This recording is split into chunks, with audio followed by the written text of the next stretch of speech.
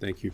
Yeah, I thank you, Jim, so much for your leadership on this, and Tom. But we're here for Frank Lautenberg and for Bonnie, and we know that Frank is smiling down here today on this incredible bipartisan gathering, which he envisioned as the way in which we would be able to produce this legislation.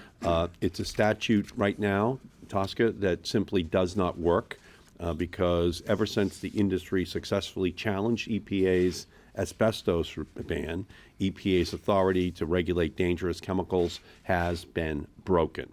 And we all also agree that only by working together would we be able to do something about it. That is why getting this bill right is so important.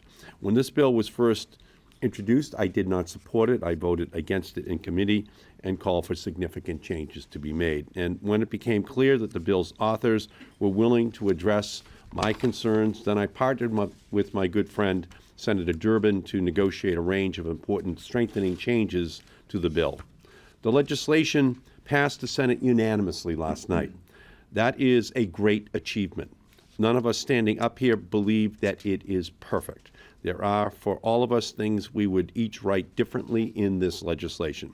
But it is the kind of bipartisan commitment, married with compromise, that yields important, long-lasting legislation.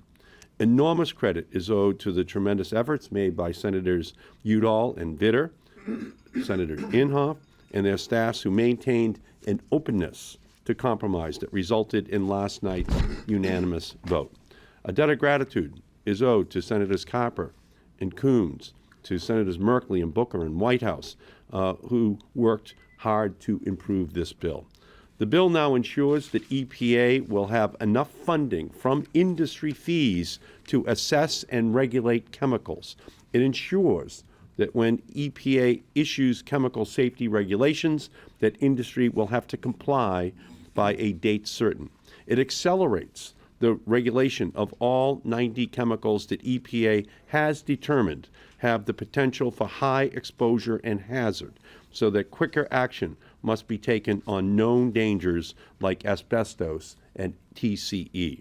It makes sure that if chemicals are found to be unsafe for groups like pregnant women, children, or workers, that EPA has to write regulations to protect these more vulnerable populations. It takes away the legal arguments used by industry to overturn the asbestos ban and make sure that EPA can actually do its job. And finally, this legislation includes language to further simplify the process for state attorneys general, who are our chemical safety cops on the beat, to continue to enforce federal chemical safety regulations.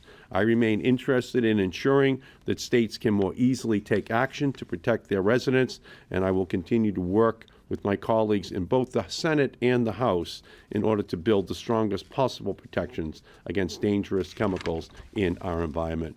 But today is really a hallmark day because it represents the best of how the Senate works together to craft bipartisan legislation that works for the American people. Let me now turn and recognize the Senator from Oregon, Jeff Merkley.